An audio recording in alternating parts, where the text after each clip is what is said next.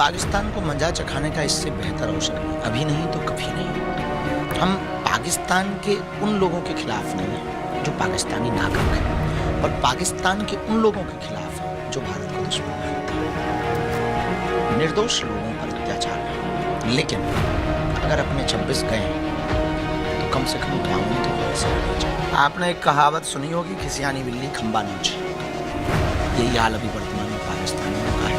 इनके टैंकरों में तेल है नहीं, अगर इनका युद्ध भी छिड़ जाएगा तो ये टैंकरों में तेल नहीं कर पाएंगे, तैयारी व्यवस्था नहीं कर पाएंगे। हमारे साथ बातचीत करने के लिए हैं पंडित धीरेन्द्र कृष्ण शास्त्री, जिन्हें पूरा देश बाबा बागेश्वर के नाम से जानता है। हमारे साथ मौजूद हैं। महाराज जी, जम्मू कश्मीर में पहलगाम में जो अटैक हुआ, लोग ये कह रहे हैं कि धर्म पूछकर उन पर अटैक किया गया है। सबसे पहले तो इस पूरी घटना को किस तरीके से देखते हैं आप, ये जानना चाहते हैं। हम जब से पदयात्रा के संकल्प के लिए और हिंदुत्व के लिए इस विचारधारा के प्रति हमने अपने विचार तथ्य रखे हैं, मंच के माध्यम से, कथाओं के माध्यम से, समाज के बीच में जाकर, उसका केवल और केवल एक ही कारण है। कौन कहता है आतंकियों का मजहब नहीं होता? यदि मजहब नहीं होता तो क्या हिंदू पूछ करके मारे जाते? और ये बहुत बड़ी वर्ल्ड वाइड लेवल पे एक बहुत बड़ी मूव लॉन्चिंग टाइप की चल रही है। केवल और केवल हिंदुओं को टारगेट किया जा रहा, भारतीयों को टारगेट किया जा रहा। इस देश का दुर्भाग्य ये है कि जब 1947 में देश आज़ाद हुआ तो इस बात पर आज़ाद हुआ कि एक मजहब के विशेष लोगों ने कहा कि हमें अपनी ज़मीन अलग चाहिए। जब आपको ज़मीन अलग चाहिए तो जो रह गए वो गए क्यों नहीं गए? तो फिर आप भारत में रहते हो तो फिर पाकिस्तान के गुणगान क्यों और उनको सपोर्ट क्यों? कोई भी आतंकी हमला बिना लोकल सपोर्ट के हो ही नहीं सकता है। ये सबसे बड़ा दुर्भाग्य है इस देश का कि अपने ही भारतीयों को, अपने ही हिंदुओं को मार करके कुछ लोग बड़े खुश हो रहे हैं। ये दुर्भाग्य का कारण भी है और चिंता का कारण भी है, और हिंदुओं के लिए चिंतन का कारण है कि आज उन्होंने तुम्हें हिंदू पूछ करके मारा। ये पहलगांव में हुआ, कल दिल्ली में होगा, परसों मध्य प्रदेश में होगा, फिर गुजरात में होगा, फिर बिहार में होगा। और जो हमारी पदयात्रा पर उंगली उठाते थे कि बाबा हिंदू मुसलमान करता है, उन लोगों को अब हम बताना चाहेंगे कि अपनी आंखों से देख लो, हम क्यों हिंदुओं के लिए लड़ रहे हैं, हम क्यों हिंदुओं के लिए बार बार विचारधारा अपनी प्रस्तुत कर रहे हैं। ये कारण है। अब आपको क्या लगता है, क्योंकि पूरे देश में आक्रोश है, लोग गुस्से में हैं, लोग दुखी हैं, लोग ये चाहते हैं कि प्रधानमंत्री, सरकार ऐसा कदम उठाए जिससे कि अब दोबारा इस तरीके का कोई हमला ना हो सके। हालांकि सरकार की तरफ से सिंधु जल समझौता रद्द कर दिया गया, बॉर्डर बंद कर दी गई, वीज़ा बंद कर दिए गए, 48 घंटे में तमाम पाकिस्तान के जो यहाँ पर लोग थे उनको वापस भेजने की बात कही गई, लेकिन इससे लोग संतुष्ट नहीं लग रहे। आपके दृष्टि से वो कौन सा कदम है जो सरकार को उठाना चाहिए जिससे कि आतंकवाद पर पूर्ण रूप से विराम लग सके? देखिए, पाकिस्तान को मजा चखाने का इससे बेहतर अवसर नहीं, अभी नहीं तो कभी नहीं। हम पाकिस्तान के उन लोगों के खिलाफ नहीं हैं जो पाकिस्तानी नागरिक हैं, पर पाकिस्तान के उन लोगों के खिलाफ हैं जो भारत को दुश्मन मानते हैं। निर्दोष लोगों पर अत्याचार ना हो, लेकिन अगर अपने 26 गए हैं तो कम से कम 52 तो वहां से आने चाहिए। लेकिन 52 आने से क्या होगा? पिछली बार भी सर्जिकल स्ट्राइक की थी, 3-3, 4-4 लॉन्च पैड तबाह कर दिए गए थे आतंकियों के बावजूद, उसके फिर हो रहा है। तो क्या अब ऐसा नहीं है? कुछ लोग कह रहे हैं कि पाकिस्तान में घुसकर पीओके को अंदर कर लिया जाए, बाल्टिस्तान, गिलगित, इन सबको अलग अलग कर दिया जाए। कुछ लोग इस तरीके की डिमांड भी कर रहे हैं। डिमांड नहीं, वैसे भी पाकिस्तान के टुकड़े तो तय हैं। उधर से बलूचिस्तान लगा हुआ है, वो अटैक कर रहा है, और पाकिस्तान के टुकड़े तय हैं। हम इस बात का जवाब पहले चाहते हैं 26 का, फिर दूसरा ये कहना चाहते हैं कि इससे बेहतर मौका पाकिस्तान को सबक सिखाने का नहीं। पाकिस्तान को तोड़ा जा सकता है, बहुत तरीके से तोड़ा जा सकता है, अभी मौका है। और सरकार को तत्क्षण निंदा नहीं, निंदा से कार्य नहीं होगा। केवल निंदा करने से मानसिक संतुष्टि नहीं होगी। हाँ ठीक है, कृतज्ञता भाव समर्पित करना बात अलग है, लेकिन हमें लगता है कि तत्क्षण पाकिस्तान के ऊपर ऐसी कार्रवाई हो कि भविष्य में भारतीयों की तरफ आंख उठा के ना देखें। वहाँ के बिलावल भुट्टो हैं, वो कह रहे हैं कि यदि सिंधु नदी में जल नहीं बहेगा तो भारतीयों का खून बहेगा। इस तरीके की धमकी वो दे रहे हैं। एटम बम की धमकी भी पाकिस्तान के लीडर्स की तरफ से दी जा रही है। आपने एक कहावत सुनी होगी, खिसियानी बिल्ली खंबा नोचे।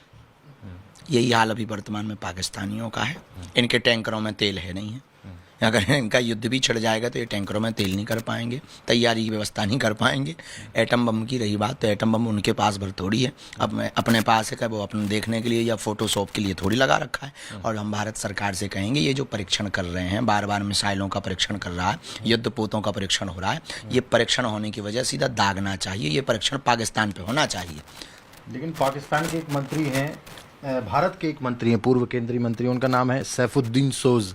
वो कह रहे हैं कि अगर पाकिस्तान यह स्टैंड लेता है कि वो पहलगाम हमले में शामिल नहीं था तो हमें पाकिस्तान की बात मान लेनी चाहिए और पानी उन्हें दे देना चाहिए। तो हिंदुस्तान में बहुत सारे ऐसे लोग हैं जो ये कह रहे हैं कि ये जो हमला है ये सरकार ने ही करवाया है बिहार चुनाव जीतने के लिए। आपको क्या लगता है? ये तो सोच बहुत निम्न स्तर की है, इस प्रकार की बात रखना। इसलिए निम्न स्तर की है, पहलगांव से बिहार का कोई कनेक्शन नहीं। बिहार एक अलग प्रदेश है, पहलगांव एक अलग प्रदेश है, जम्मू कश्मीर इस तरफ है, वो इस तरफ है। इससे कोई बहुत ज़्यादा फर्क वहाँ क्या खाक पड़ेगा? इस प्रकार की छोटी हरकत कौन करा सकता है? अपने ही हिंदुओं पर कौन करा सकता है? ये ऐसे जो टिप्पणियाँ कर रहे हैं, हमें लगता है उन्हें पाकिस्तान चले जाना चाहिए। भारत में उनका कोई काम नहीं है। इतनी ही उदारता उनकी पाकिस्तान के प्रति है तो भारत का वीज़ा सरेंडर, पासपोर्ट सरेंडर करके पाकिस्तान का बाघा बॉर्डर खुल जाएगा। अभी वर्तमान में उनको जाने के लिए ना जा सकें तो धक्का हम लोग दिलवा देंगे उनको भारत में रहने का अधिकार नहीं है। एक अंतिम सवाल, आपकी तरफ से सरकार को कोई ऐसा संदेश कि सरकार क्या कदम उठाए जिससे कि इस तरीके की हरकतें भविष्य में ना हो, इतना कड़ा कदम हो कि पाकिस्तान हिल जाए? युद्ध होता हो तो होने दो, पीओके लेकर के आओ। पाक अधिकृत कश्मीर को भारत में मिला लेना चाहिए तत्क्षण। इससे बेहतर उपाय और इससे बेहतर समय हो ही नहीं सकता है। और ईंट का जवाब पत्थर से देना चाहिए। अब वो पत्थर से जवाब यही होगा कि पाक अधिकृत जमीन को भारत में मिला लिया जाए। तो बिल्कुल महाराज जी का कहना है कि यही समय है, सही समय है और अब पीओके को भारत का हिस्सा बना लेना चाहिए। सरकार के पास में पूर्ण रूप से ये कार्य करने के लिए अधिकार भी है और अब मौका भी है। हम जब से पदयात्रा के संकल्प के लिए और हिंदुत्व के लिए इस विचारधारा के प्रति हमने अपने विचार तथ्य रखे हैं, मंच के माध्यम से, कथाओं के माध्यम से, समाज के बीच में जाकर, उसका केवल और केवल एक ही कारण है। कौन कहता है आतंकियों का मजहब नहीं होता? यदि मजहब नहीं होता तो क्या हिंदू पूछ करके मारे जाते? और ये बहुत बड़ी वर्ल्ड वाइड लेवल पे एक बहुत बड़ी मूव लॉन्चिंग टाइप की चल रही है। केवल और केवल हिंदुओं को टारगेट किया जा रहा, भारतीयों को टारगेट किया जा रहा। इस देश का दुर्भाग्य ये है कि जब 1947 में देश आज़ाद हुआ तो इस बात पर आज़ाद हुआ कि एक मजहब के विशेष लोगों ने कहा कि हमें अपनी ज़मीन अलग चाहिए। जब आपको ज़मीन अलग चाहिए तो जो रह गए वो गए क्यों नहीं गए? तो फिर आप भारत में रहते हो तो फिर पाकिस्तान के गुणगान क्यों और उनको सपोर्ट क्यों? कोई भी आतंकी हमला बिना लोकल सपोर्ट के हो ही नहीं सकता है। ये सबसे बड़ा दुर्भाग्य है इस देश का कि अपने ही भारतीयों को, अपने ही हिंदुओं को मार करके कुछ लोग बड़े खुश हो रहे हैं। ये दुर्भाग्य का कारण भी है और चिंता का कारण भी है और हिंदुओं के लिए चिंतन का कारण है कि आज उन्होंने तुम्हें हिंदू पूछ करके मारा। ये पहलगांव में हुआ, कल दिल्ली में होगा, परसों मध्य प्रदेश में होगा, फिर गुजरात में होगा, फिर बिहार में होगा। और जो हमारी पदयात्रा पर उंगली उठाते थे कि बाबा हिंदू मुसलमान करता है, उन लोगों को अब हम बताना चाहेंगे कि अपनी आंखों से देख लो, हम क्यों हिंदुओं के लिए लड़ रहे हैं, हम क्यों हिंदुओं के लिए बार बार विचारधारा अपनी प्रस्तुत कर रहे हैं। ये कारण है।